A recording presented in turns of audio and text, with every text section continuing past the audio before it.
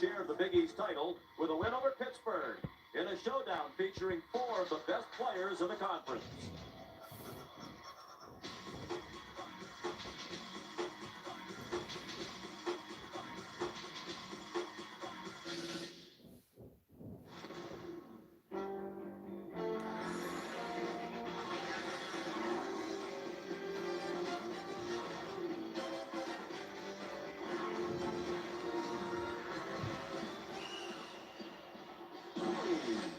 It's always tough to get tickets in Foxborough or Fenway, and now it's almost as difficult in Chestnut Hill. The students and fans fired up as the Eagles take the court with a chance to clinch at least a share of a Big East regular season title with a win here tonight. Welcome to the last big Monday of the season, presented by Bud Light. Tonight, the 5th-ranked BC Eagles host the Pittsburgh Panthers, a team that had thought of challenging for the title not long ago, now cast as the spoiler and hoping to earn a bye in the first round of the Big East tournament. The top 5 teams earned that, and right now Pittsburgh's in a tie for 5th, while BC will wear the regular season crown in their last year of the Big East if they can win here tonight. Hi everybody, Sean McDonough with Jay Billis and Bill Raftery. Delighted to have you with us. And Jay, so much to play for Boston College tonight. There is a lot to play for. Not only the Big East regular season title, a #1 seed in the Big East tournament, but a #1 overall seed in the NCAA tournament as well. And this is a good team. They are worthy of that. Some people can relax and get a tan. At this time of year, Pitt can't afford to. They can't let it slide. See the 3 losses in a row. This is very important for them, not only for the tournament, but if they're thinking seeding, this is a biggie for them. As we look at Star Watch, we look at some contenders certainly for the all-conference team this year. You think strength, you think Carl Krauser and Siobhan Troutman. Not only their physical strength, but their mental toughness as well. Carl Krauser, 2nd in the league in assists. He gets everything going and hits big shots. And Siobhan Troutman will not get into next week if he gets in his way. You think intelligence? You think of Jared Dudley really has a great feel for the game. Does the little things. Of course, Craig Smith, the power of strength down on the box. They've got to go early and establish him. Pittsburgh's had the upper hand in this rivalry. Craig Smith and BC trying to turn that around. Pitts won the last 5 in a row, head-to-head, and 8 of the last 9. Mike Pitts will throw to the air. John Clougherty pulled into the other officials. And Nate Dornicamp, the senior, in his final home game, controlled the tip for the White-clad Eagles. And Sean McDonough, Jay Billis, Pittsburgh Panthers go! Pittsburgh putting Mark McCarroll and Jared Dudley, try to use his length and athleticism to bother Dudley. There's that flex, nice save underneath by McCarroll. And the ball wound up with Sean Marshall, and he laid it in for the first bucket of the night. A sophomore from Rialto, California. It is no accident why Boston College always seems to be in the right place at the right time. They understand how to play. They get the bounces. Antonio Graves and now Carl Krauser, the point guard for Pittsburgh. Siobhan Troutman, the senior. McCarroll, Graves, and now Chris Tapp. They've all touched him. And they're going to try and take away that left shoulder. The jump hook over Dornicamp did not go, and Sean Marshall kicked it out of foul. Let's take a look at the lineups for Boston College. Hill, Marshall, Dudley, Smith, and Dornicamp. For Pittsburgh, McCarroll, the newcomer in the starting lineup tonight with Krauser, Graves, Troutman, and Tapp. Krauser tried to turn the corner, but didn't shut him off. Troutman ball for travel by Joe Lindsay. Pittsburgh coached by Jamie Dixon, enduring the toughest tenure, the toughest time of his 2-year tenure as head coach with a 3-game losing streak. After 31 wins, a school record, and a trip to the Sweet 16 last year, then all of a sudden has lost 3 in a row for the first time since 2001. Dornicamp traveled.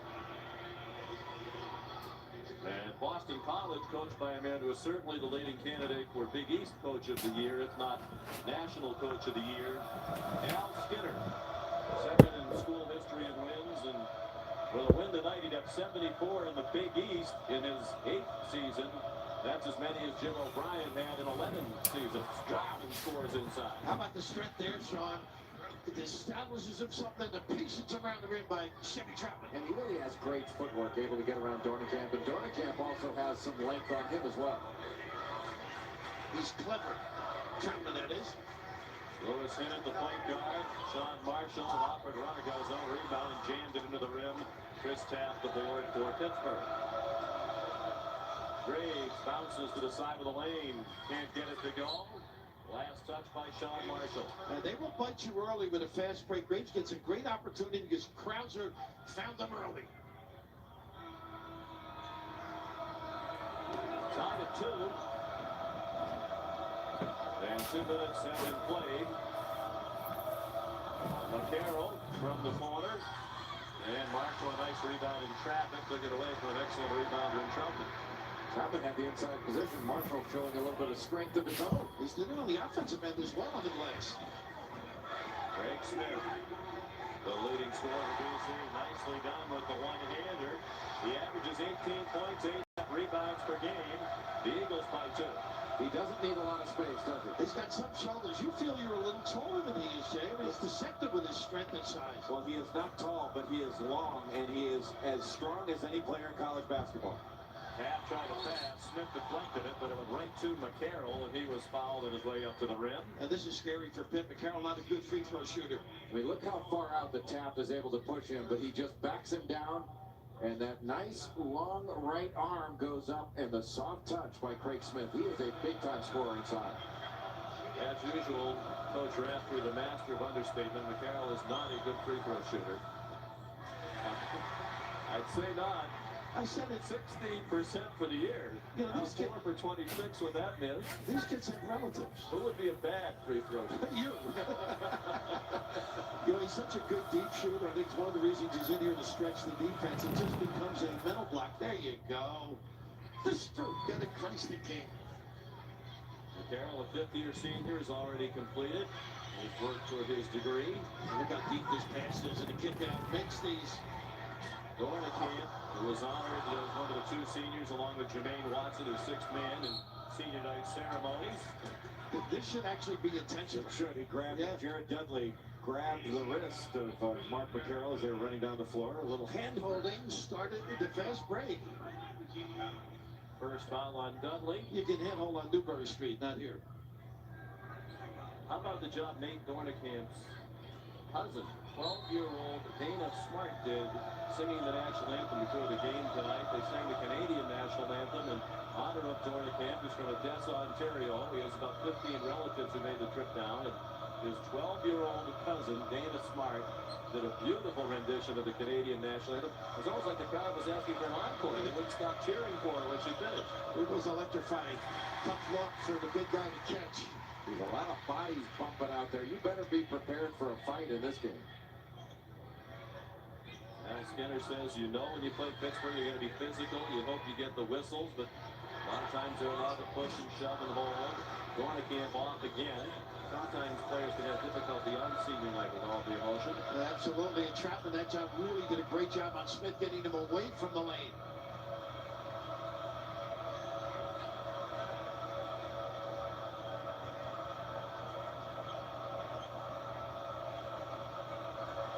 Now, you mentioned senior, and I remember having a 1 year the parents didn't show.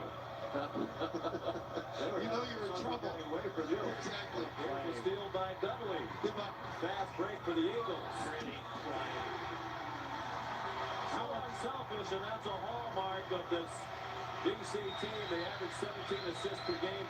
Best in the conference and in the top 10 in the country. Sean, that was a clinic, wasn't it? Didn't touch the floor. And how about the smarts by Dudley and picking off that pass? He's in the top 10 in steals in the league and league play. Big time player. And his bucket gave the Eagles a 3-point lead, and Krauser was fouled. Fouled by Craig Smith, his first. Well, it's been a beautiful season for Boston College. They play the game the right way.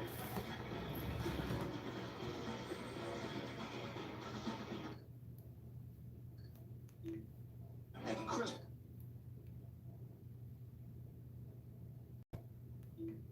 Body of work. Well, West Virginia is a good example. Your column where You're the one. the ones have another guy. I was going to say somebody read it to him. I got the paper where you were saying that the games in December mean as much as the end of the year. Yeah, I don't see how they can just say the last 10 games are so important and how you're playing at the time. I mean, some teams have to rely on wins at the beginning of the year. Every game counts in college basketball. It's your entire body of work. Well, West Virginia is a good example with State and LSU. If you don't count those in December, they're not on the bubble. The wonder Pittsburgh is sliding back onto the bubble. They seem to lock for inclusion in the tournament. Graves a held ball as he drove to the basket. Some subs for Pittsburgh. Levon Kendall and Aaron Gray have come in.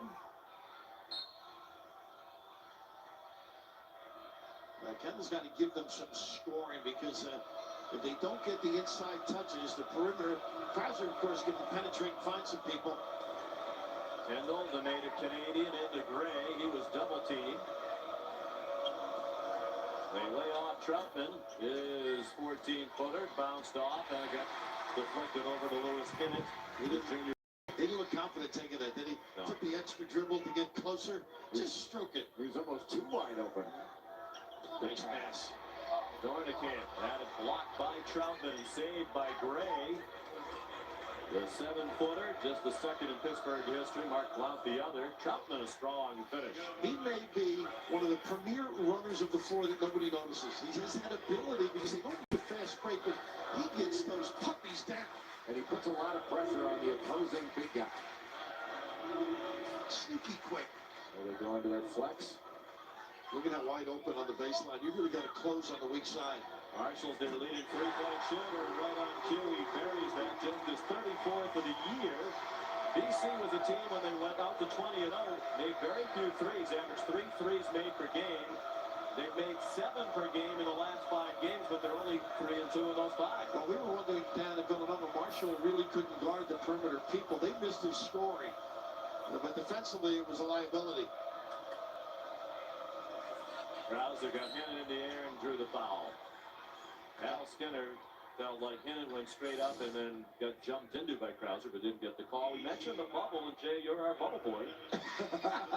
RPI 64 for Pittsburgh. I get the sense you feel the RPI maybe isn't as important as in previous years. I think the RPI is absolutely meaningless this year because of the way it's been weighted. It has been weighted to give greater credit to road games, and you get too much credit, in my opinion, for road games and get punished for home games. He may be the biggest bubble boy I've ever seen. But, you know, Pitt and tough team, you know, they've had some solid wins. We've witnessed them firsthand, and they certainly are deserving. But to make it easier, they've got to win, I think, one of these 3, being Notre Dame and the first-round game. I think they will. I just think it would be hard to believe that Pittsburgh, even if they lost their next 2, this one tonight, at Boston College and at Notre Dame, that they would be in that much trouble. They've won some quality games. Now, the coaches are very concerned, as they should be, and players. John Marshall made a nice move to the basket. Looked like he couldn't decide whether to lay it in or bank it in, and shot it somewhere in between. Krauser drilled it out of control there, and the shot gets blocked out of bounds by Dornicamp. A terrific collective defense. Somebody doesn't jump out on every play, but collectively they get to the point of attack. They cover for each other so well. And that means you are seeing the ball. When you see the ball, then you can make those kind of plays. Let's see if they're in their matchup right now. Yes, they are. Raul Ramon has come in at guard for Pittsburgh, the freshman wearing number 4. Nice look. And Kendall missed it. And hit fouled by Gray in the backcourt. Troutman hit Kendall right underneath the bucket for an easy layup, but Levon missed it. And then Gray committed his first foul. Just a beautiful pass. He turns and looks to see where the defense is, and these are the kind of chippies that Pittsburgh has been missing over their last 3 games. And Jamie Dixon told us this morning, we've been playing well. We've just been missing free throws here and there and missing some layups. It's that kind of play that's really been hurting Pittsburgh. They blew a double-digit lead against West Virginia with 10 minutes to go because they couldn't score down the stretch. Dudley missed a 3, batted out, I believe, by Craig Smith, and that's the call from John Clougherty. It's interesting, Kendall's last miss. No Sean Williams in the game. That's the one thing you'd worry about. Al Skinner's got a shot blocker into the game. One of the seniors, Jermaine Watson. And that's why you hear the big hand, the other senior on this BC team playing in his last game, and a local product from Dorchester, Massachusetts. What a nice time today chatting with him, wasn't it? He's a very pleasant young man. Grew up in some tough circumstances, lost his dad to cancer when he was 8. He still has an ache in his heart over that. Troutman, there, ball. He doesn't shoot many threes. He's made only 6 all year. And you get the feeling Pittsburgh is not playing well on the road, yet they're only down 2. And being allowed so far to be pretty physical with Smith, and if that's the case, I have trouble like Krauser between the legs to pass it off. He's lucky. He is lucky because the BC bench thought he charged after. Kendall did not miss that layup, and then Dornicamp walked halfway back to his native Canada. You know, it looks like... Hey, by the way, how about his scouting report? He said, there isn't anybody in our family that can sing. Yeah, we said, hey, we hear your cousin's going to sing the national anthem tonight. He said, no, that's not happening. And sure enough, out comes his 12-year-old cousin. Speaking of Canada, Kendall, the beneficiary of that non-call, but you've got to jump stop. The little extra pizzazz was unnecessary. Now, if that didn't work, if that would have gone out of bounds or off his foot, how quickly would you have a sub at the score set? It would go the Browns cheer in reverse. Good feet by Dudley. Steve Haley's checked in for Boston College, number 12, the backup point guard. Watson, good hands on defense. He created that steal. Haley with Charlton reaching in for a foul and might have prevented an easy bucket for BC. Kendall's got to shoot the ball. He's got Watson running out on him, who's 5 inches smaller. You work it into a turnover, lead to an opportunity at the other end. Not good basketball. Rock Brooks in French pastry. Apple wire lips. God bless him.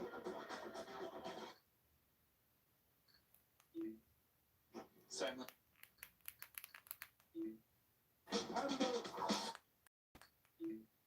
With net zero for less than with net zero for less than $10 a month. Are you one of them? If not, then it's time to switch to the internet service that ranks higher than AOL in customer satisfaction. Join the millions. Switch to net zero. Go to netzero.com.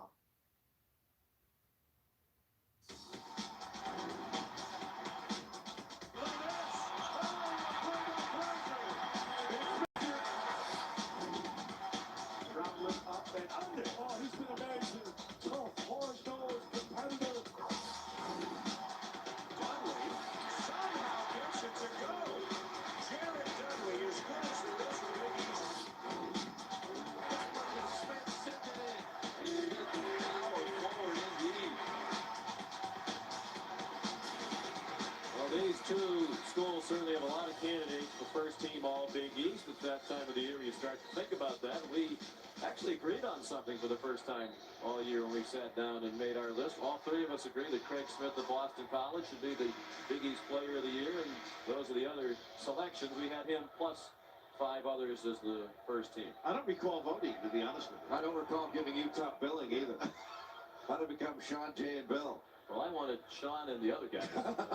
They compromised on Sean, Jay, and Bill. How tough is it, though? I mean, Jerry McNamara is a guy, he could have been Player of the Year, too. I think their matchup here would give the advantage to Smith. Would you agree with that? You were at that game. Mm-hmm. Well, I think when you're the leading scorer and rebounder on the best team in the league, and you're in the top 3 or 4, as he will be at the end of the year in both of those categories in the league, you have to merit strong consideration. When there's no other clear-cut, I mean, Hakeem Warwick, Ryan Gomes, there are a lot of players who could be serious candidates for Player of the Year, but I think because of the success of the team, he should win the tiebreaker.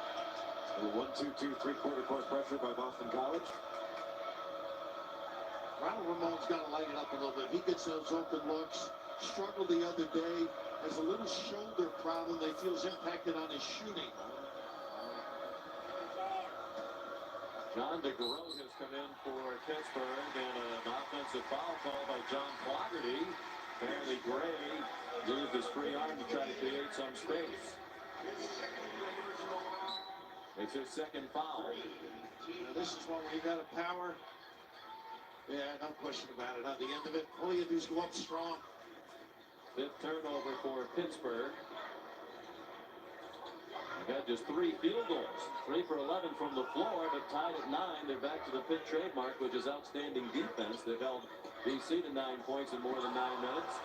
Shot blocked by McCarroll. Boy, great read by him. When they are bumping the cutters, something you have to do. Either deflect or those slice cuts. Smith with the shot clock running out. Didn't get the 3 to fall. We talked after a game a couple of weeks ago with an NBA scout who said he was almost stunned by how much contact was allowed most nights in the Big East. I mean, typically they allow these teams to play. He said it was more physical than the NBA. Isn't that amazing? Free-flowing. Nice look by McCarroll. Great save. Dudley. DeGroat blocked by Dudley. DeGroat's played very little lately, but in there early in the game tonight, Sean Williams lost it as he went to the baseline. DeGroat has not played at all in 2 of the last 3 Pittsburgh games and has 1 point in the last 10. Well, DeGroat exposed the ball there. You've got to square up to the basket and go up strong, so they've got to go over your shoulder in order to block that shot. But, boy, Aaron Gray right now just came out of the game. He's got cotton in his nose. He looks like he's in the 11th round of a title bout. It's usually Pitt's opponent that's that way.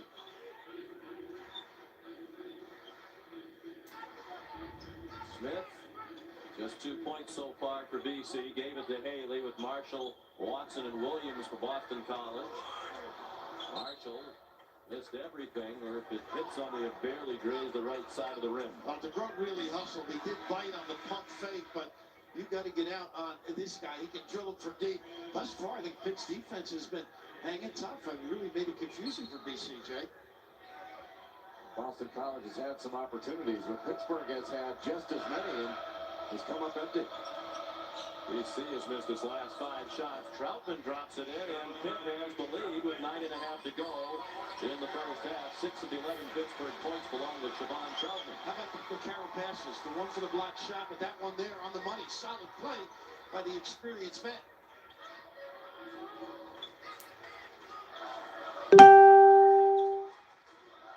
Jermaine Watson with the long arm of McCarroll guarding him, and the rebound to Chris Taft. They're going to have to make that move coming up to the elbow more often. They can't get through on that baseline flex cut. Haley called for a foul as he bumped into Krauser on the side of the lane. Sure, this is what I was mentioning. I think McCarroll just knows how to play. The injuries, the concussion, he's just been damaged goods, and now at the end of the year, what a time to step up. But watch also Chris Taft here underneath the basket, taking it all the way and doing a nice job after Troutman takes it in there. Doing a nice job of screening off Marshall. Ramon with Krauser, McCarroll, Troutman, and Taft for Pittsburgh. A very deep 3 by Krauser. Wow. He didn't even know what they were in. He felt it was man-to-man was the matchup. Why not nail it? 9-0 run for Pittsburgh. They've opened up a 5-point lead. First 3 of the night for Krauser. His team leading 47. One of the problems lately for Pittsburgh, they've not shot the ball well from beyond the arc. They were number 1 in the league in 3-point percentage a couple of weeks ago. They've slipped to 4th. Look where they're getting the ball, by the way. They need better spacing. Closer. Yeah, they are too tight. Williams got his own rebound, and the Tap blocked the shot.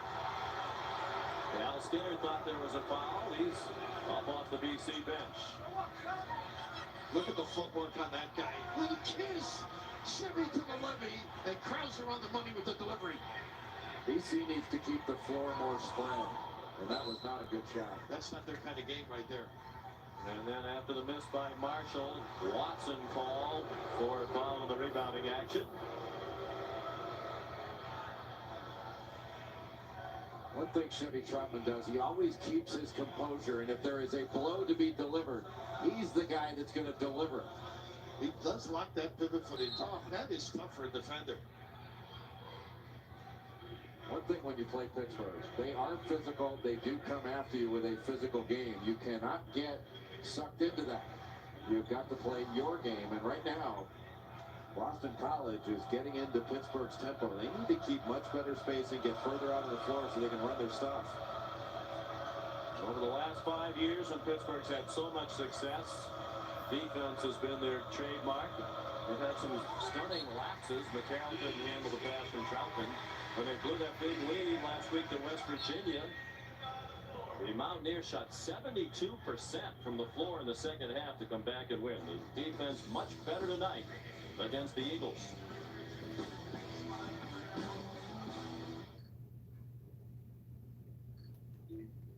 there.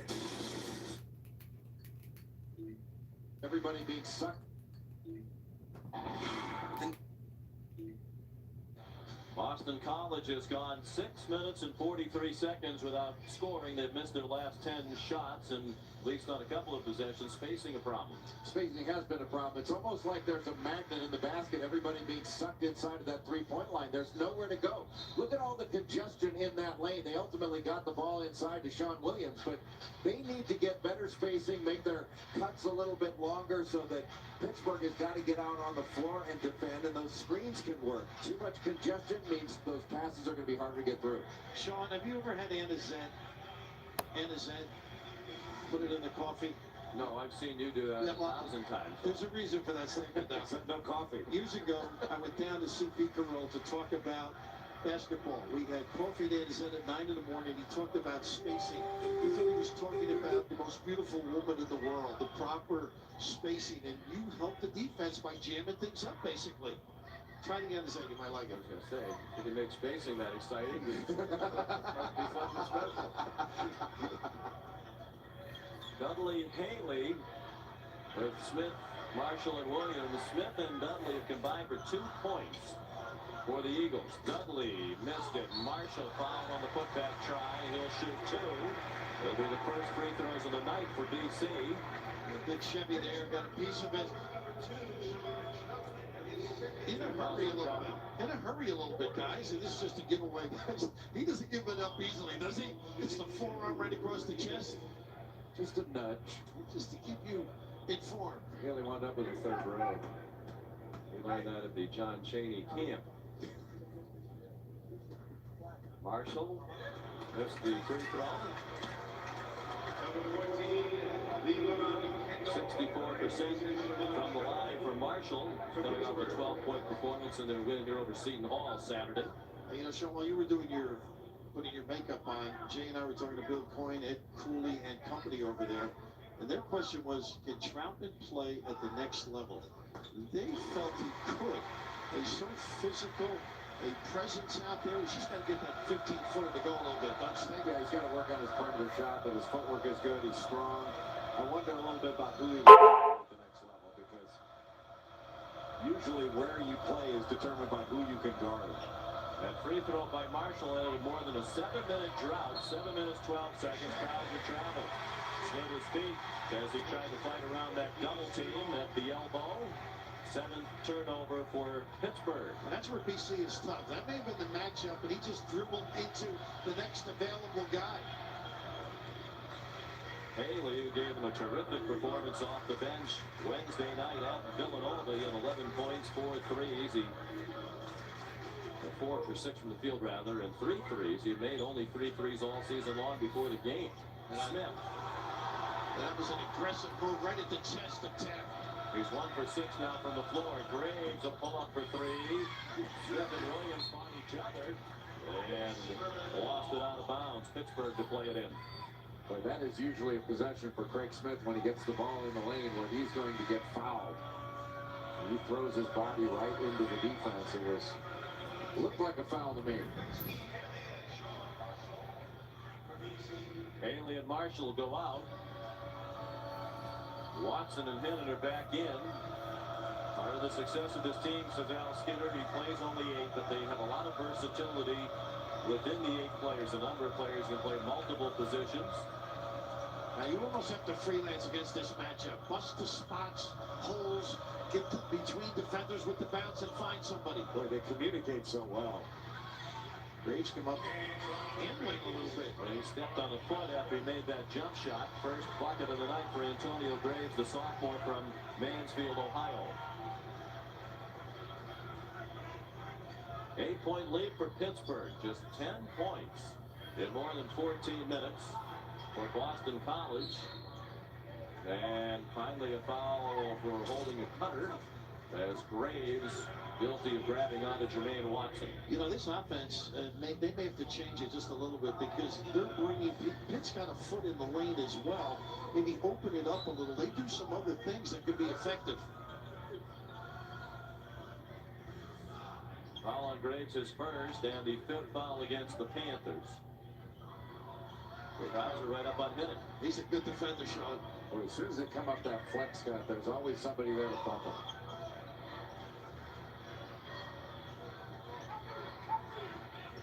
Smith throws up an air ball, really struggling against this physical Pittsburgh D. 1 for 7.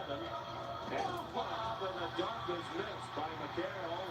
Tough to tell originally it was intended for he or Tap. They were both near the rim, and Smith scores in transition. What an effort, you're right. And that should have been that one. I mean, he got bumped there. Timeout Pittsburgh. As Boston College is trying to get this sellout crowd engaged. 9 minutes and 25 seconds between field goals for the Eagles before the scored by Smith after this missed dunk try by McCarroll. And Sean, you're right. I think it was for others, but the ability of Smith, he just took it down the edge. It just went at the defense. This is what you love about him. He got banged twice on this play. I mean, that's a foul. But still, he was strong enough to play in transition. I mean, we're talking about two of the strongest guys, not only in the Big East, but in college basketball, and Chevy Troutman and Craig Smith. They were telling me Smith, that is, really never touched weights until he went to Worcester, if I'm not mistaken. Well, he certainly has gone from a guy who was not heavily recruited because he was pudgy to a pretty well sculpted guy now. Well, he is solid. A chink. Kendall's back in, as is Gray for the Panthers. Krauser, nice pass. Then it got batted away. The Eagle fans thought it went off the Pittsburgh leg. But that was not the ball. The Pitts passed the ball very well. They just haven't protected the basketball enough. We've seen some magnificent looks and haven't been able to finish the deal. Gornikamp has returned for Boston College for Sean Williams. These two seniors, Gornikamp and Watson, have never defeated Pittsburgh 0-5 in their career. Gray, the offensive rebound. Oh, Gray. Over the pile to jam it home. His first field goal in the last 10 games. They thought he could help. He has been a guy they were counting on. How about that, though? Well, I can't get over how physical this game is. I mean, Gray had to grab that offensive rebound with one hand because he was holding off with the other. It's like the schoolyard.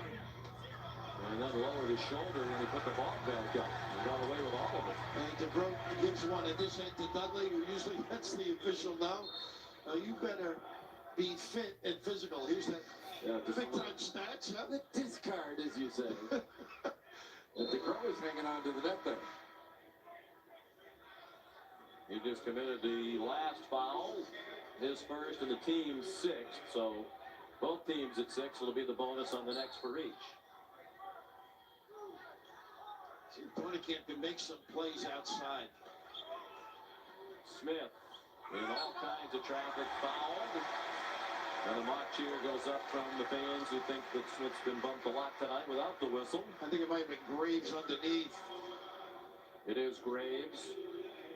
His second and the team's 7th. This is a 2-shot opportunity for Smith. 71% free throw shooter. Where identifying talent is a knack, and that's something this staff has done. Don't you think at BC? Well, we found several players who were not highly recruited. You think of Troy Bell, who was a 2-time player of the year in this league.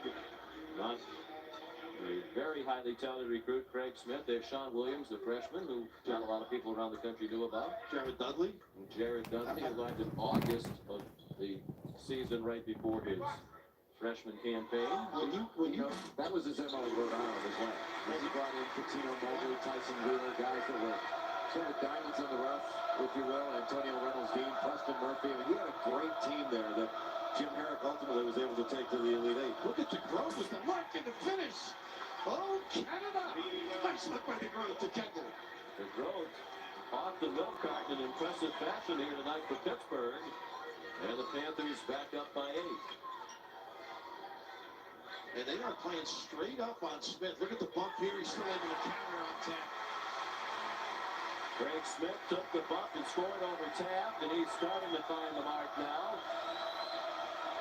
And you guys make a great point about that bump. When you're bumped down low, it takes great strength to be able to finish those plays. That's a really effective tactic for a defender. Keep your hands up and use your lower body to knock that offensive player off. Nice play by Dudley. Does he rethinks? Dudley stole it from DeGroat. DeGroat changed the shot and a foul on the rebounding action. Watson had the rebound but pushed off, said Joe Lindsay. And it was the right call, Sean. Nice hustle. Dudley played the passing lane, but just to recover and force him to miss. Second foul on Watson. John DeGroat, a factor here for Pittsburgh as the Panthers have built a 6-point lead.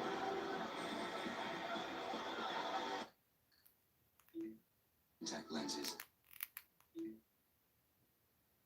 Hi, Chris Fowler, Digger Phelps, Mike Jefferson, the UPS report. Cheney suspends himself to camp. We'll have Big East bubble talk and also preview Oklahoma and Texas. Tough first half so far. Well, I'll tell you, if you like defense, you've got it. Pitt has been a team that's gotten out early. BC's been a team that's come back late. It makes for a great game, I think, at the end. But Mike, what happened today during the shoot-arounds? Coach Rafferty decided to show both teams his shooting at LaSalle. That's why they're 15 for 48 in the first half. I don't know. Memphis was bad Saturday. BC, but ICJ maybe is the common thread. Well, to be fair, Chris, There's a pretty good basketball player and a good drummer. The Heisman Trophy winner here at Boston College, Doug Flutie, sitting in with the band tonight. Still makes his home here in the Boston area in the off seasons. Fans are booing. They didn't like the call before the last commercial against Jermaine Watson that sent Krauser to the other end for a 1-and-1. You sure they're not just saying Flutie? And this is just I think it's the right call. You see, Krauser underneath gets the discard, Tavern League discard. And by the way, Digger played in the Bluster. There was a game at 6 and 8:30. Digger's Rider team played at 4 before the crowd assembled. Wow. That's fair. In the interest of equal time. Exactly. Give him a little shot. Well, Digger was, when we were in Memphis this weekend, did help the Tigers with their shooting before the game against Louisville. And how about this guy, this Nico Chell? I think Smith decided on that play. They're going to be allowed to bump me. I used my free arm there to create a little space. He used the left arm to open the room for the shot. He has scored the last 8 Boston College points, and Boston College back within 6. A steal by Smith has Dudley with him. Pretty gig. Wow. Great basketball. Spectacular. The two bigs.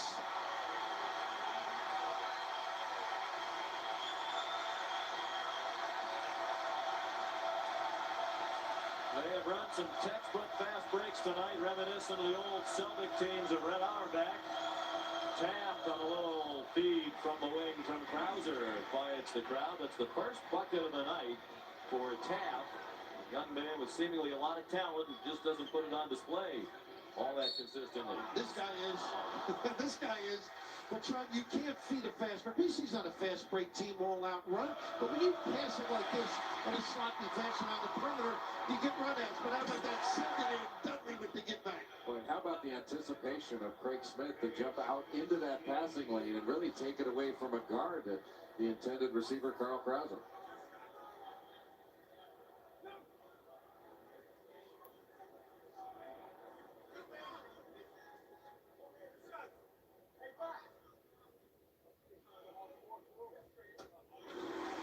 Made the first.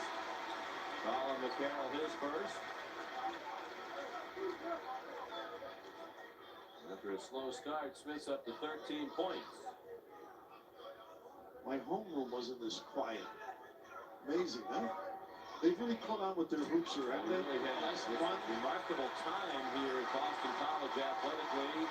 The success of this DC basketball team, the football team's won 5 bowl games in a row. The men's hockey team among the best in the country. The women's basketball team in the top 25. Both soccer programs outstanding. And many other sports here as good as they've been in their history. Great leadership from his staff. And things are about as good as they've ever been on the Heights athletically. Whitney ran down his own miss in the corner. Dudley is on the board. That's Jared Dudley's first bucket of the night. He averages 16.5 per game. And he's trying to get the crowd whipped into a frenzy with BC within 3. And Jay's point earlier, jamming it up, well taken, because they've opened it up a little, getting better entry passes. Well, they're just running that slice cut screen for the screener action, and they got a switch with Krauser on Dornekamp, and they went with it. Oh, nice play by Smith again, Sean. He's been very active on defense. BC, not a textbook. Our Backian break that time. And a held ball. Yes, it is, and the ball goes to BC. Now we've got the importance of the game, I think. Both clubs very alert, attacking one another. Well, it gets a little scary for BC if they do not win tonight. Their last game is at Rutgers, which has had a very disappointing season, but historically they've been tough at the rack, and there'll be all kinds of pressure on BC to win that game. Nice inside curl against Smith to the box. Smith missed it again. Found the rebounding action on Higgins. Crowd thought it was going the other way. Oh, that was a good call. It was a good call. Big time rebound by McCarroll. He is playing very well. Exceedingly, the tap effort causes the mess. He just is great control. It's part of the game. Unfortunately, little guy pays for it. You know, that was a big rebound because when Taft goes after that shot block, that leaves that offensive board wide open. That's why you've got to really get in there and rebound some of the other four guys to the glass. And now McCarroll has had a monumental struggle with the line this season, shooting a 1-and-1. Good for him. Nothing to it. Great attitude player.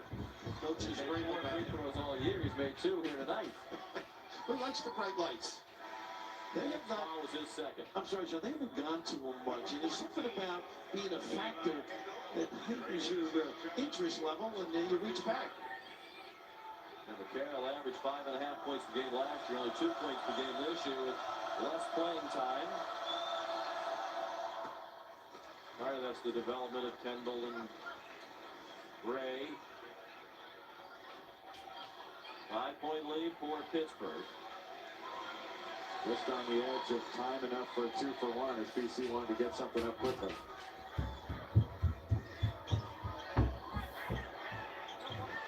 Camp is open. He's had 2 others. He thought he'd convert them on. Terrific deep shooter. Pitt could take the last shot. They don't seem to realize that Jamie Dixon wanted one shot. Tapped instead, blocked by Dornigan. Kendall ripped it away from his fellow Canadian. And the bench still can't get the Pitt players to realize it now. Ramon pulls it back out. The bench wanted one shot from the very beginning of the possession. A tap like all big guys. You get it, you might as well go with it. Kendall, the fake to get around Smith. Taft wouldn't go at the buzzer, and it's halftime. A hard-fought battle here in the Heights.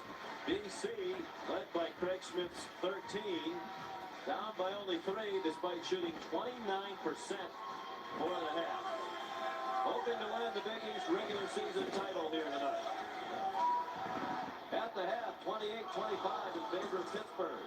Let's head back to the studio now for the UPS halftime report. Here's Chris Fowler. All right, Sean, thank you. Digger, Mike Jarvis alongside. Yeah, the key for Pittsburgh has always been handling the second half. That's been the problem for them in recent games, as Mike mentioned. Let's see if they can hold that lead on the road. We'll talk to these guys in just a second, but first, the John Chaney saga, day 7, and Chaney has disciplined himself again, saying that he will not coach Temple in the Atlantic 10 tournament. Nook. Impressive. That win at Alabama really impressed me. Really who impressed me was Patrick Sparks. Of his 26 points, 20 were in the second half, and he's finally making threes, 5 for 7. Tubby Smith's got this team really primed for the SEC and the SEC Conference Tournament coming up. All right, let's talk Big East now, and talk has faded just a bit of the Big East Conference making history by becoming the first league to get 8 teams in. Some are playing their way up the ladder, like West Virginia, more on them in a second, while others like Georgetown with 3 straight losses, just not handling these pressure games at the end of the year that mean a lot. It's a new experience for a lot of those guys, and for John Thompson III, you see the Hoyas are down to 8-6 after 3 straight losses. Well, those 3 straight losses, that Notre Dame didn't play well. St. John's and, in the Garden, that hurt. But Villanova had a chance to make it what happened this week, and they didn't do it. But they're at UConn. That's going to be 4 in a row, and then Providence at home. So they could be fading out. Meanwhile, West Virginia is a team that is playing. I just think this team right now is the hottest team. Everybody talks about UConn. We talk about what goes on with with the way they've been playing as well as Syracuse. But West Virginia has got big wins outside their conference when you look at their wins at NC State, Pitt twice in the conference, and then, of course, when you look at how they come back and win at LSU. That, to me, is why this team right now is sitting right there at 8-7. They got one game left. They're at Seton Hall, and based on how they do in that conference tournament, they could sneak in with a couple wins and become an at-large because of their non-conference wins and beat Pitt twice. You could add NC State to that list of teams Absolutely. as well. Meanwhile, on the other side of the equation, you know, Pittsburgh is a team that people had comfortably in the tournament. All of a sudden now, you got to call up the Panthers' resume because they've lost 3 in a row, though a good first half here at Boston. Well, Pittsburgh's they've been a up and down team. I mean, they start out the year winning. They're not playing the greatest schedule in the world early. Then they get hot. Now they're getting cold. It seems like maybe the lack of the bench is catching up to them a little bit. However, they've beaten Syracuse. They beat Connecticut. They've won 6 out of their last 10, and they're still going to finish above 500 in the Big East, and that will get them in. Even if they lose these next 2 games, I still think they're in the tournament. It was a non-conference game, Digger, but Notre Dame certainly didn't look like a tournament team over the weekend, losing to UCLA, which the Bruins look very much like a tournament-bound team. What that did for the Pac-10, Chris, Be unpredictable. Oh, I can almost hear that big V twin. The walnut stands 50. Life beckons. the premier play that much tougher in the paint where they can go for doubles, Mike. Well, I think the key for Texas is going to be the 2-3 zone, the defense that they're committed to, and they've been very active in it.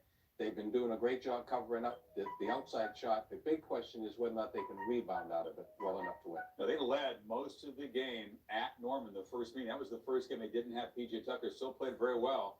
We'll see what happens in Austin. That is game 2 tonight in the final big Monday, followed by New Mexico and UNLV after Sports Center at midnight Eastern time. Back at Chestnut Hill for the second half. See if the Panthers can hold on to that lead against Dudley and Smith and the Eagles. 3-point game when you come back.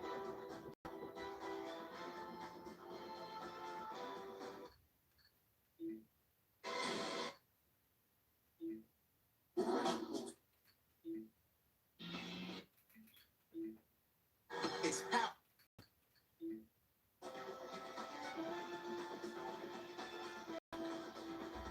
Boston College with a chance to add another trophy to the trophy case. With a victory tonight, they would clinch at least a share of the Big East regular season title. But at the half, they're down by 3. Sean McDonough, Jay Billis, and Bill Raftery, delighted to have you back with us. The deficit 3, but it was 8 at one point for Boston College, and that seemed to be when Craig Smith said, okay, enough of this. I'm going to get involved in the proceedings. And by the way, you don't have to adjust your television sets. He really is this color. 13 points for Craig Smith in the first half. He was really the offense, I thought, for Boston College. He's just adjusting to the physical challenge that Pittsburgh gives you. That can take you 20 minutes or more. And, you know, BC is really fun the way they pass the basketball. And I think Pitt has to match that. 11 turnovers is too many for Pitt. BC does a great job getting it to the correct guy, Jay. And they had 10 field goals in the first half. More to your point, 9 of them were assisted. That shows this team can pass the ball. They share it. They make the extra pass. And Pitt made some nice plays. I thought McCarroll did a nice job finding people. And there's the tower of strength from Pittsburgh. Jimmy Troutman, a nice look away and then the strong finish. So they need more of this. Get the big guy involved, particularly Troutman and Taft on occasion. BC shot just 29% in the half. And Pittsburgh had the rebounding edge. Smith, the only player in double figures, he has 13. Siobhan Troutman has 8. Carl Krauser 7 for Pittsburgh. BC, I think if you're Al Skinner, you look at that, you see 29%. You're out rebounded. Jared Dudley only has 2 points, but yet you're within 3. You have to feel pretty good about that. You know, it's a team that just hangs around. They know how to come back. We've seen that all year long.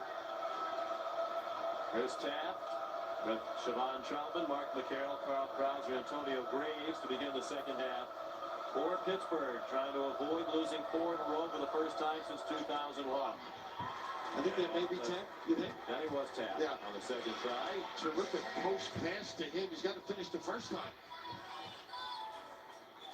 There's 4 points for Taft, who averages 13 per game.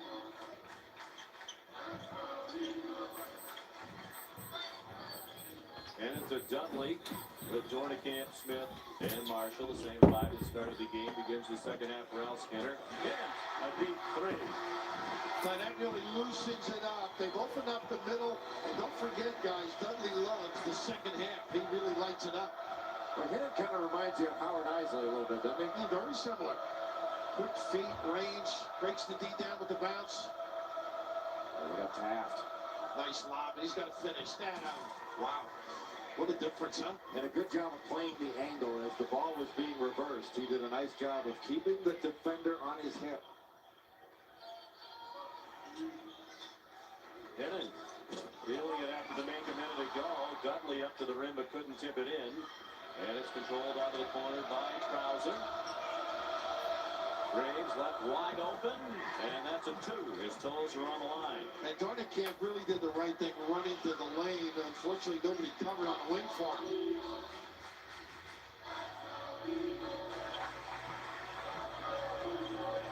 4 points for Graves. Dornicamp, baseline jumper. Boy, does he make you work because he drifts and converts, Jim. Tough to handle. Well, Taft, most big guys aren't used to guarding that. We watched Nate Dornicamp drilling jumpers today in their little pre-shoot-around workout. Carl Krauser, tough shot. Barely grazed the rim. Dudley controlled it. And the coaches will tell us today, Dornicamp is a better practice player than he is in games. Sometimes he's the very best player. A number of their practices. Smith scores. He has 15. Boston College back within 2. Dornicamp tonight, the senior, playing in his 123rd career game, and they're 86 and 36 in his first 122.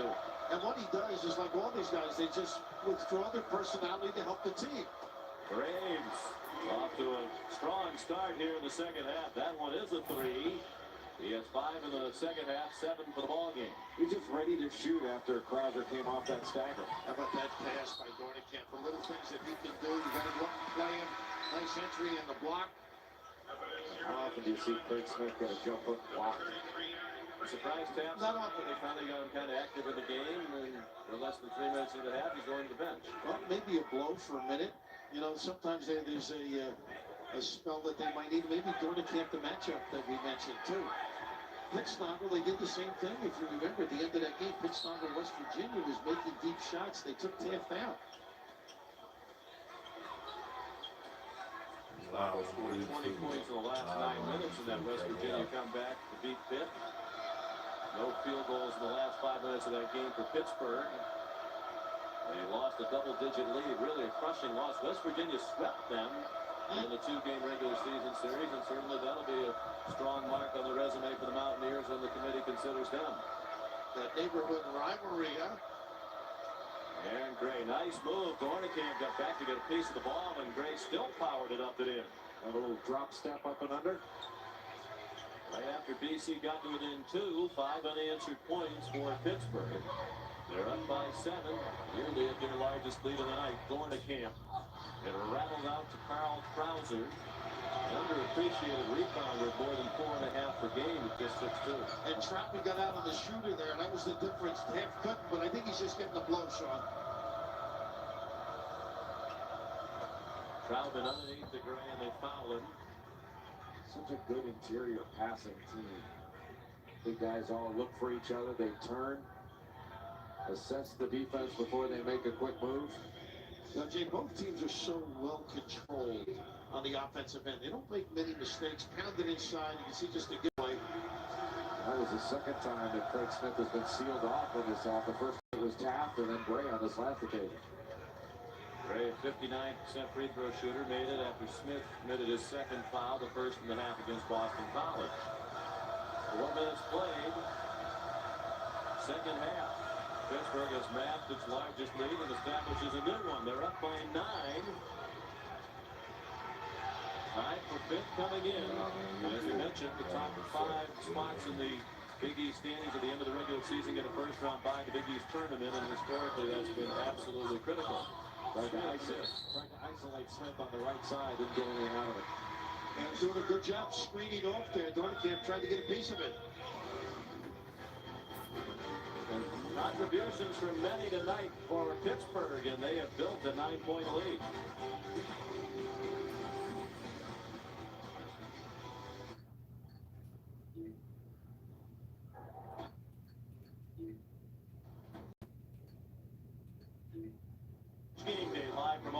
State.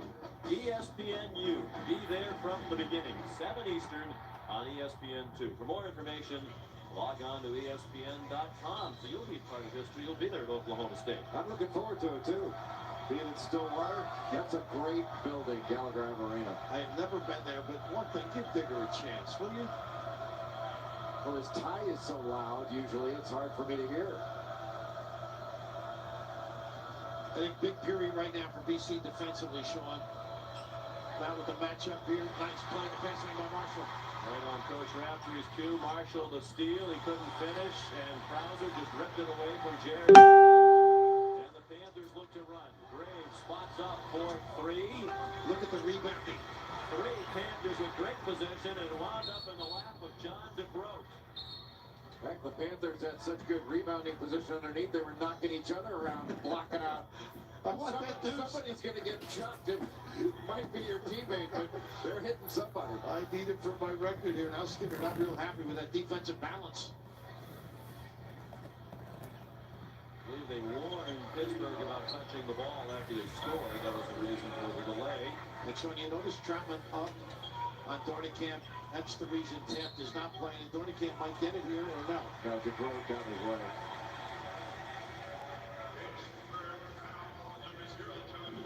Foul is on DeGroat. More college basketball tomorrow night on ESPN and ESPN2. Super Tuesday presented by Toyota on ESPN2. A showdown between the division leaders in the A-10, St. Joe's and George Washington. In the Big Ten, it's Indiana and Wisconsin.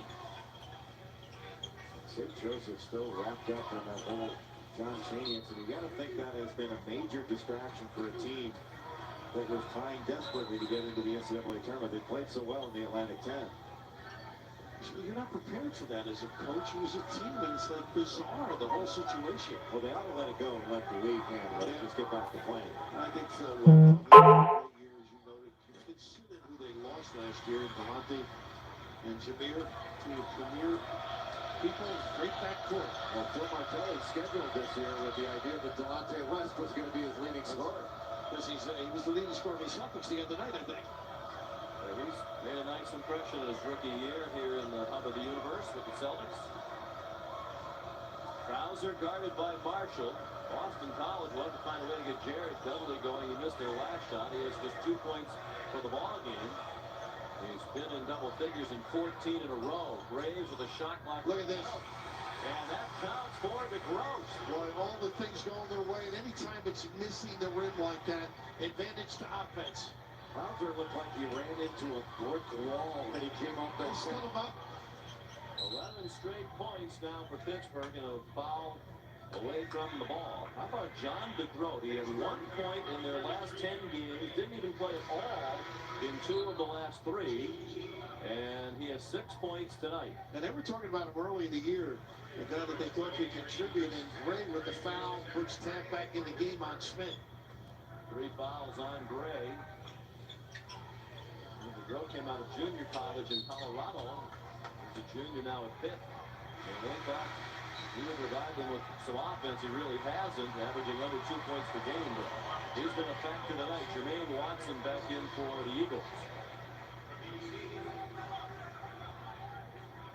They could use his toughness right now because they need to match the physical toughness of this Pittsburgh team. And a long drought in the first half. Boy, Hennon and Krauser were working. Somebody just threw something on the court. Inbounded. It's right in front of the students. Looked like a cigarette. What a pen. That's the no smoking section, though.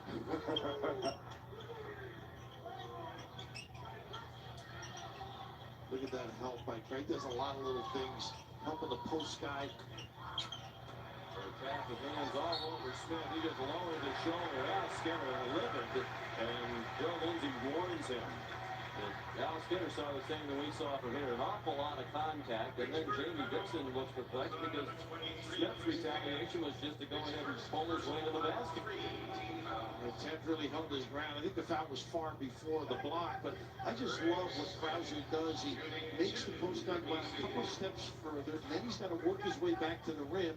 I'm surprised once it hits the floor, more people don't snap at it right down on the post guy. Well, There is a school of thought with Craig Smith that he's going to get hit. That's how good he is inside, and that you've got to spend more time shutting down everybody else. That if you let other guys go crazy on him, that's how you get beat. Well, maybe Dudley, that's probably the thought there. Dudley's struggling. Well, to me, this is becoming one of Smith's better performances of the season because he is really being bounced around, and yet he has 16 points. Its dialogue with Krauser seems to have ended, at least for the moment. 2 free throws and the drought by Smith. It was an 11-0 run before the free throws. 13 and a half to go. BC trying to clinch a share of the regular season Big East title. In trouble here at home. And this is where they can gamble in passing lanes in this matchup. Oh, Troutman and Dudley collide. No whistle. Look at Troutman pulls it away from the pile. Gets double teamed. And ball deflected out of bounds. It'll be a reset, which is a break for Pittsburgh with the shot clock at 10. They'll put it back at 35. That's the tough-mindedness of Troutman. Just that play typifies his all-out effort. That was anybody's basketball. He made sure. Krauser, Graves, Troutman tapped in to Grote for the Panthers. A 3-game losing streak, and obviously a win over number 5 team in the country on its home court would be huge for their resume. Tap off the feet from the Grote. How about the Grote's pass? Right on the money, baseline, left hand. But awfully easy to beat the shift of that matchup zone. You can't allow that right at the rim. Smith. Well off.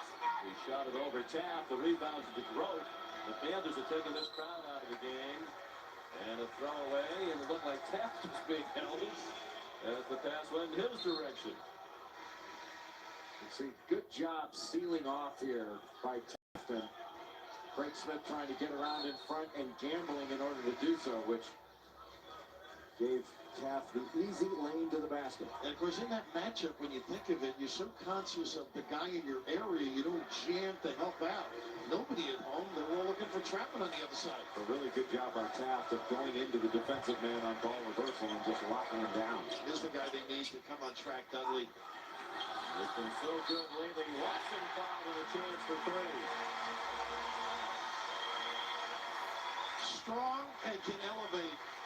Al Skinner was talking about his legs today. They came in handy. Just the nose for the ball. Look. With a long arm, Williams kept that alive. And then Ramon called for his first foul. And Watson is their best free throw shooter at 83%. He gets to the line a fair amount for 25 attempts for the year. For a 6th man to come in and get there that often. Averages 10 points per game, up from 6 last year. Because they rotate those guards nicely. It's their share of ankle injuries in the backcourt. Everybody understands the role. Ramon, Dudley hits a 3. Ronald Ramon, the freshman. This kid can drill it. Mentioned the shoulder bruise impacting on his shooting. 1 for 7 the last game. Can't leave him open. Got to stay in the deck. After their loss to Connecticut at home on Saturday.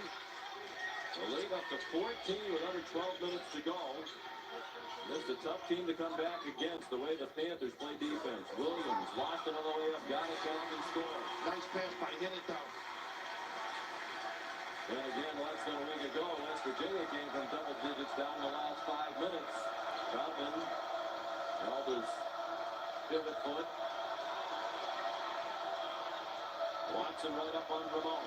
Nice pulling at the string, though. See if we can disrupt them, which they did. Didn't get the turnover or the quick shot. 12 to shoot for Pittsburgh. He can create. They go into Gray. 1-on-1 on Smith. Nice move to the bucket. Missed a shot. Troutman gets it back. Block. And a foul called on Sean Williams. Wow. How about that? Well, Troutman just clearing the space out, but that looked like an awfully good block. Well, you're going to put the helmet on under there, though, Jay.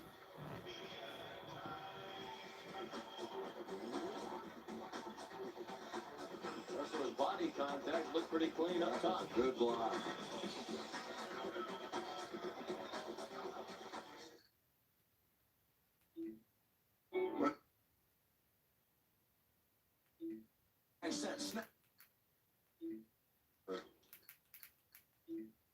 player here at Boston College, and his wife Dania. As a matter of fact, the last time Boston College won the Big East regular season title, John Bierbaum was an important part of that season, and in the Big East championship game, when they completed the double, won the regular season and tournament championship, Troy Bell was the tournament MVP, and there's John Bierbaum. He was a terrific dunker at 6'8". BC beat Pittsburgh.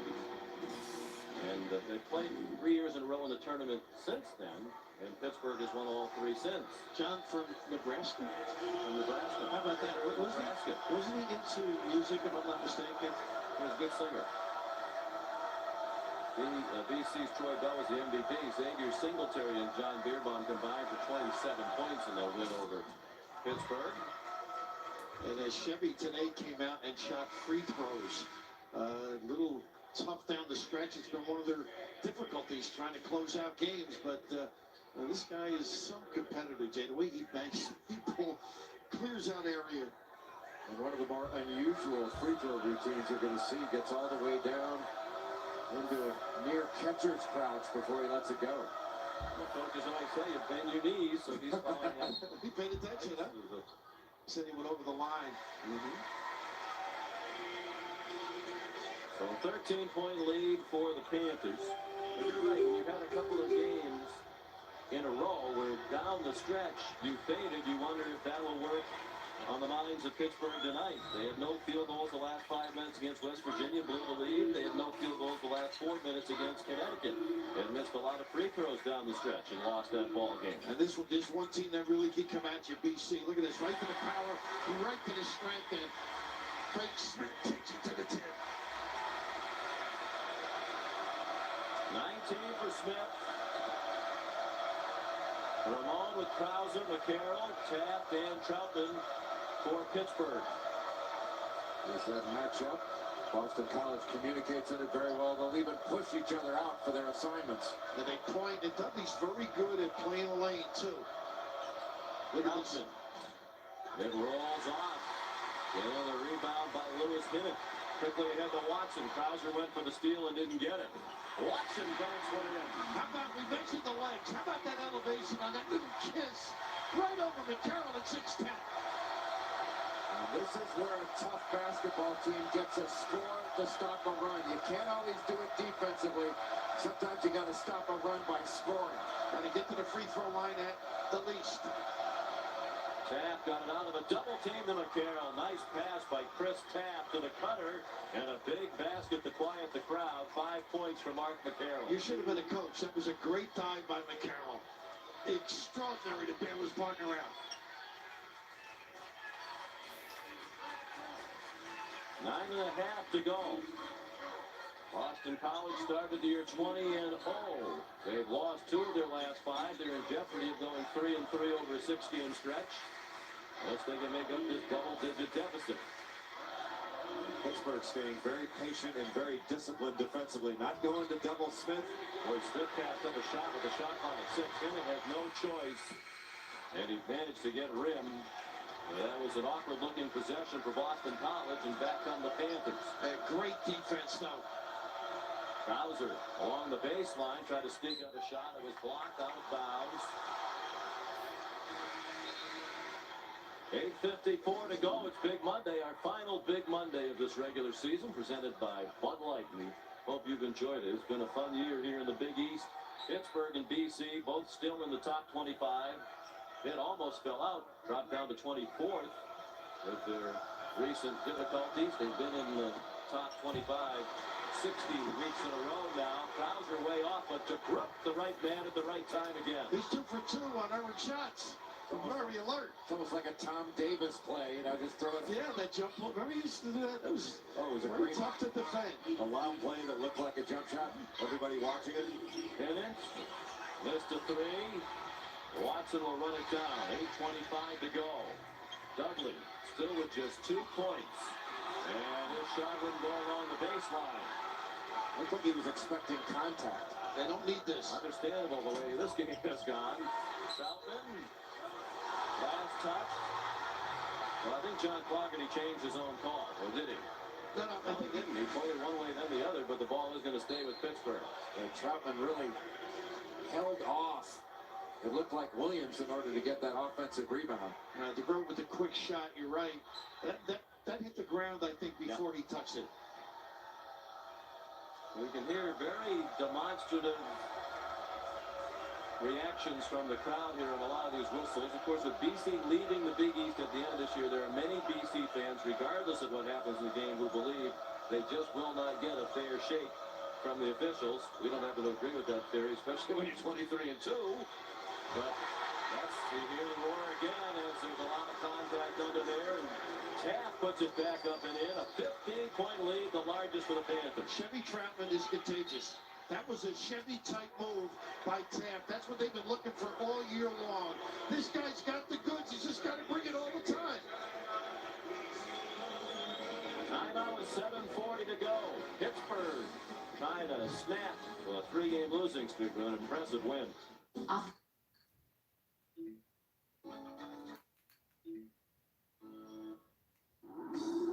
Update now to Southern Illinois, hopping to the top 25 and headed for the field of 65, taking on Indiana State. 1-point game in the final 3.5 minutes as the Salukis strive for their first ever 25-win season. They'll head to the Missouri Valley tournament after that.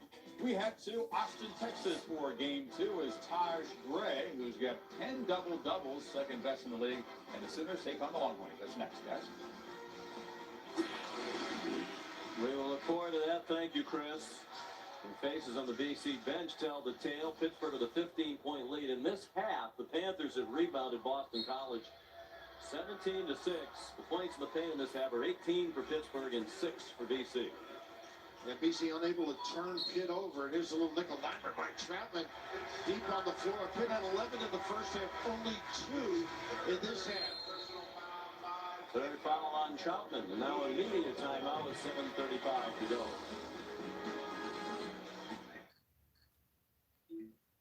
It's all here, and in part by Avis.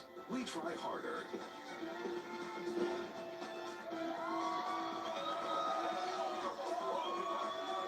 Back at Boston College, where the fans are trying to stay up despite the 15-point deficit for the home team. One of the reasons why Pittsburgh has built this impressive lead. John DeGroat, really a non-factor for several weeks now. A major factor tonight, 8 points, 5 rebounds, 2 assists. Well, he has been aggressive. He's been on the offensive glass. He has taken open shots. And he's been at the right place at the right time. Getting the errant shot by Paul Krauser and kissing it off the glass. You know, before this game, if you had said DeGroat, they would have said, oh yeah, Dick Groat, he does the radio for us. He was MVP of the National League in 1960. Nobody would have thought of John DeGroat. We're going to chuckle like we didn't hear that one during the commercial break. Great. It was so good, we laughed twice. Nice step in here. Saw the Rock Green Light shooting stats. They also tell a big part of the tale. Steve Haley back in, trying to give Boston College a spark. Watson a 3. They need it again. And while you look for a quick hitter, Pittsburgh never tagged properly. Now that's real bad defense for them. 7 minutes to go. Straight up man right now. A loss by Boston College tonight guarantees Connecticut a chance for at least a share of the Big East title. They have 2 games left. They would be tied in the loss column with 3 losses apiece if BC goes down here. Big Monday tonight, Super Tuesday tomorrow, presented by Toyota on ESPN2, St. Joe's and George Washington. And it's Indiana, Wisconsin on ESPN. How big is get the ball and they call the timeout? How big is that game for Indiana when you think of it? You know, White played well, Gracie Wright played well. By the way, timeout for Pittsburgh. Connecticut win yesterday. has to be commended, don't you think? Yeah, they played great. That's one of the reasons when we picked our all-conference team, we had Marcus Williams on there. I don't think there's any doubt that he played as well, if not better, than any point guard in the league the last month and a half or so. We showed you earlier our picks for the all-conference team. A lot of times in the Big East, they'll pick 7 or 8 first-teamers because it's so hard to differentiate. But we all agreed as well on the coach and player of the year. We thought Craig Smith of BC should be the player of the year and Al Skinner the coach. Team that was picked to finish 5th has had one of the best seasons in the history of the school, and Rudy Gay of Connecticut the Rookie of the Year. I believe 5 times now he's been the Conference Rookie of the Week this year. Although you can make a great case also for Jeff Green of Georgetown. Yes. It's always difficult to make these calls, but hard to argue with those selections. Especially since we made them. Especially when they come from brilliant observers of the game. Now, Gray's done a nice job getting rid of the ball if he doesn't have anything. Gray had to get out of the lane and did. Gray's a tough shot. There's DeGroat again with another big bucket for Pittsburgh. 3 that don't touch the rim, seizing the opportunity from Monticello, New York. I think I can say this without reservation. John DeGroat is the finest airball rebounder I've seen all year. I should say Newburgh, New York, Monticello High School. Well, he had 1 point in 10 games coming in. He's had 10 points in this one game tonight. He's the new Lorenzo Charles, right? Shot clock at 10. Haley has to shoot. It falls right in the lap of Smith, and he's fouled on the putback. How do you teach this, by the way? Well, the offense certainly has an advantage because they have the luxury of being able to follow the flight of the ball. The defense oftentimes is turning to look to block out. Seizing the opportunity, both in the errant toss and the minutes being given by Jamie Dixon. Pretty good basketball family. His sister, DeGroat's sister, Katina Mack, was a great player at Penn State in the early and mid-90s. She scored more than 1,400 career points. Ooh, Smith fired an air ball. Surprised DeGroat didn't get that one. It would be counted, right? 71% free throw shooter. Didn't hit anything. 5 out of 7 from the line tonight. Wow, that one was way off, too. Well, that guy is at some year, though. Second to Josh Boone in rebounding. Just his stats, his presence, his stature. Oh, Tapp's got to be careful. Cody can't put a nice job on post denial. Under 5.5 to go. Tapp working on Dornicamp, and Chris Tapp, who's been a force here in the second half. After just 2 points in the first half, he has 12 tonight. Well, he showed some stick-to-itiveness there as well. He wouldn't let Dornicamp bump him off. This is certainly not what Dornicamp and Watson envisioned for their last home game as seniors here at Boston College. 5 minutes to go. Ooh, Dudley with the Grove whacking him. That's That is a foul. Smith scores. 21 for Smith. Dudley still has just 2 points. That's one of those, I think you've got to call that. It's a nice time to the rim. You're wide open. The banging, it just inhibits your offense. And this is the point in the game, the last 2 games, when Pittsburgh's offense has gone completely stagnant. Hand check ball on Jermaine Watson. That is his 3rd. When Jared Dudley makes his cut here, you can see it just off the screen. He gets bumped way off of his path. And when he does, I mean, there's no way he could be a receiver of any kind of pass getting bumped like that and ridden off of his path. And of course, when you double the post, I mean, that dive is available. You take it away, it really slows down the opportunity. That's exactly that basket cut is the natural counter to the double team. Only thing with Pittsburgh, perhaps more than any other team, the way the game is called has a lot to do with how they do. Yeah, yes. I would agree. And I think it can hurt them in the NCAA tournament. Oh, look at this foul down. It's going to be Troutman going to the line. Smith upset. And this is what does happen now. When a call like that goes in the other fellow's favor, you remember the hits you've been delivered. Craig Smith, you say, wait a minute, they've been pushing and shoving me all night long. Exactly. 3rd foul on Smith. The 15th foul against Boston College. Down by 14 with 4.5 to go. And obviously, there are a lot of interested observers in the state of Connecticut tonight. Their hopes for a Big East championship looking better and better. I remember last Monday we heard Jim Calhoun tell his team, hey, let's win. Timeout called by Pittsburgh. Let's win our last 4 and hope that DC loses 2. And it's looking like he might have been prophetic. Of course, Connecticut still has work to do.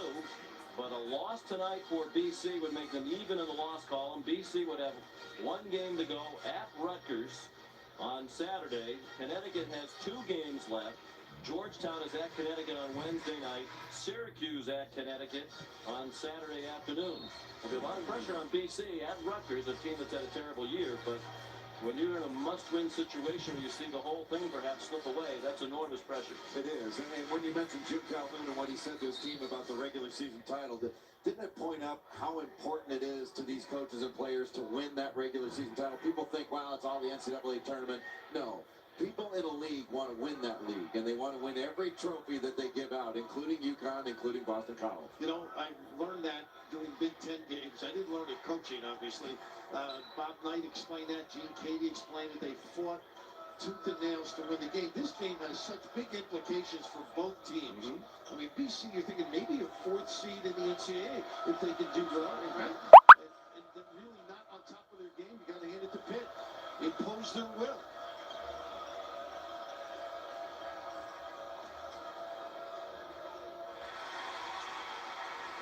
Steal by Watson. BC and UConn are the only teams that have a chance to be the #1 seed in the Big East tournament. Haley a quick 3. Dudley a rebound. Krauser grabs him. And a sarcastic cheer. Krauser does compete, though. The bigger Dudley fought him. No question about the foul at the end of that. Of course, a lot of these BC fans here are still smart, and they had the Big East football team won outright. They were looking at a BCS berth, and then they were upset by Syracuse in the last game right here at Alumni Stadium right next door. That threw them into a 4-way tie for the Big East football championship instead of the outright football championship on their way to the ACC. They're hoping that history doesn't repeat itself with the basketball team. Wasn't it stunning when you saw that graphic? Jared Dudley, before he made that free throw, only 2 points in this game. A guy who's averaging just under 19 points in Big East play. He's been so steady. And good defense. They've mixed up who's played him. And right now, making the free throw is important because you can set this pressure up. They front. DeGroat into Troutman. DeGroat again. Better hustle. That's funny. I may have given a foul out early. Graves stopped in the backcourt. Trout thought he walked, and he just barely beat the 10 count. He jammed on the brakes in the backcourt when he had a second or 2 to spare. You know, God bless Jimmy about that. I would have given DeGroat the foul, just see if he could make them. Stop the clock. Graves for 3. Instead, they use almost, 25 seconds and still get the deuce or Trey. And how about the learning curve from Taft? He threw it away the last time, turned, made a good pass to Graves.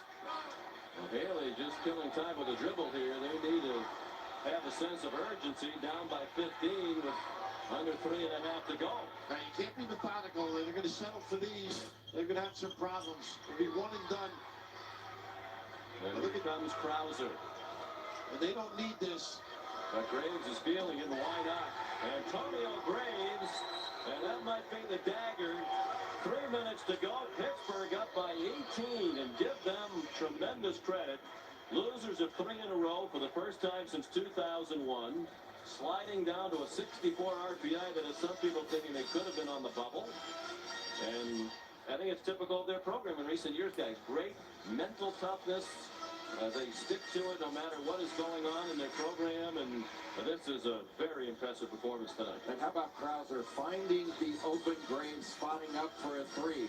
And I agree with you, Sean. I think that was the dagger. It was perhaps the death knell for this one game. And I really didn't think that Pittsburgh was on the bubble, but boy, you come into this building and win against an outstanding Boston College team. And well, if they kept your resume is complete. Would have been on the bubble. I mean, if this continued for 2 or 3 more, now you're talking about 5 or 6 losses in a row. I mean, I guess if they had lost the next 2 and then wound up losing in the first, their first tournament, you could say that. But boy, you still come back to the same principle that they have to take 65 teams. And there are some teams out there that are still sort of on the bubble that don't have a lot of quality wins to rely upon. Now, Pittsburgh plays this kind of defense. They're going to take a lot of people out. This is what they're accustomed to doing, frustrating you, forcing tough shots. And you mentioned that shot by Graves, almost an unnecessary dagger. And they don't need this, but Right now, it's a little woo-woo. Yeah, well, it's showtime now. The crowd is filing out very disappointed. They came in here tonight hoping to see the crowning of a Big East regular season champion. It will not happen. And Krauser rebound. He's fouled by Smith. That's the fourth on Smith. And Krauser took some hit there.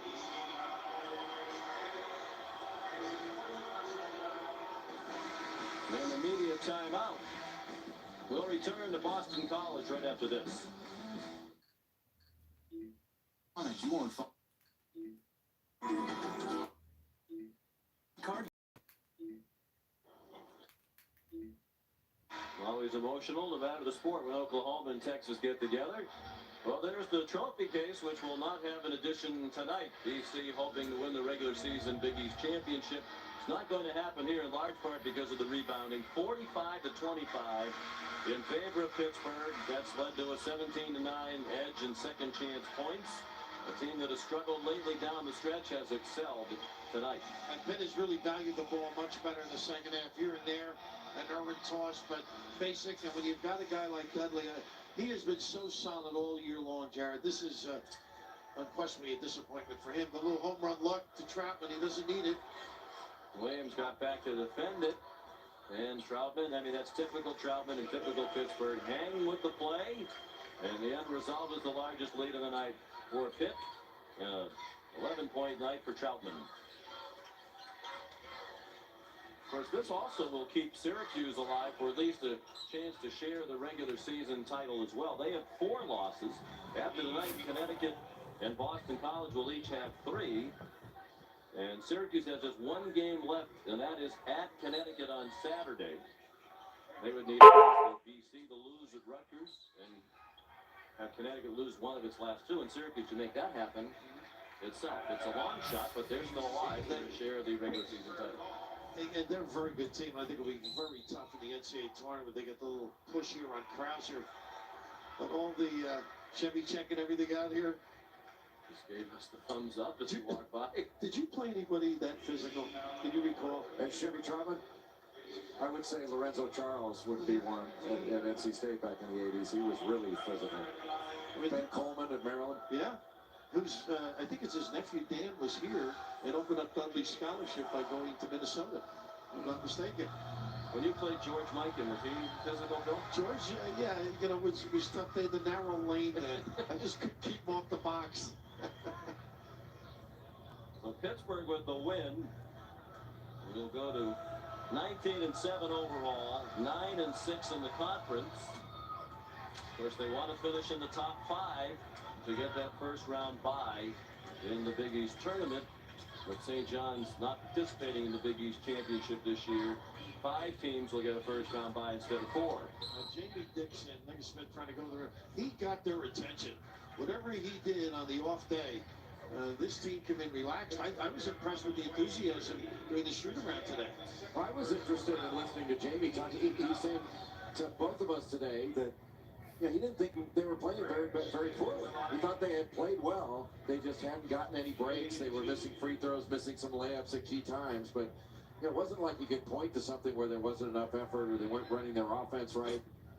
He'd actually been pretty pleased with the way they played. It doesn't take much, Sean, to lose in this league or win. I mean, the margin of error is very slim. Well, that's the sign of a good league, is when you can play well and still lose because of the quality of your opponent.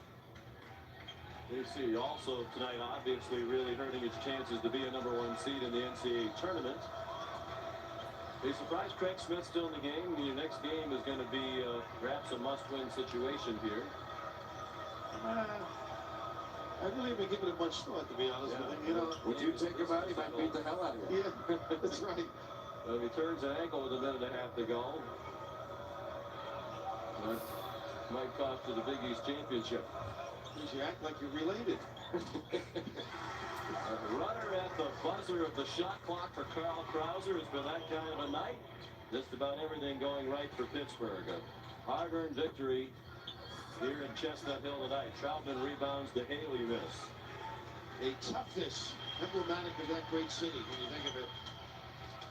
Troutman has a will, the likes of which you don't see very often. You can't put it in anybody, no infusion. It just comes naturally. Malone, some good ball handling to keep it away from Watson. Well, guys, I think this Big East tournament is about as wide open. I mean, we got to pick a favorite going in. Who would you pick? I'd say Connecticut. Yeah, I think they're playing the best basketball in the conference right now. And they're getting better as the season ends. And how many teams can say that? How many teams can say they're improving as they enter the tournament? We'll have that coverage from Madison Square Garden next week. We always look forward to being in the world's most famous arena. Balanced scoring tonight. 5 Pittsburgh players with double digits. Graves with 13, Twaft, Taft with 12. Or 12 with 12. Trout with 11, DeGroat 10, Krauser 10. And the 3-game losing streak is over for Pittsburgh. Chris Taft keying that second half run, chosen by our blue ribbon panel as the 8th player of the game. 12 points and 8 rebounds. Geez, what does John DeGroat have to do? I don't know. Just retreat those errant tosses. Send your cards and letters to Scott Matthews, producer here at ESPN. We thank Scott and our entire crew for fine work here tonight. First home loss here at the Heights for BC since last February. Pittsburgh the winners, 72-50. Let's send you back to the studio. Here's Chris Fowler.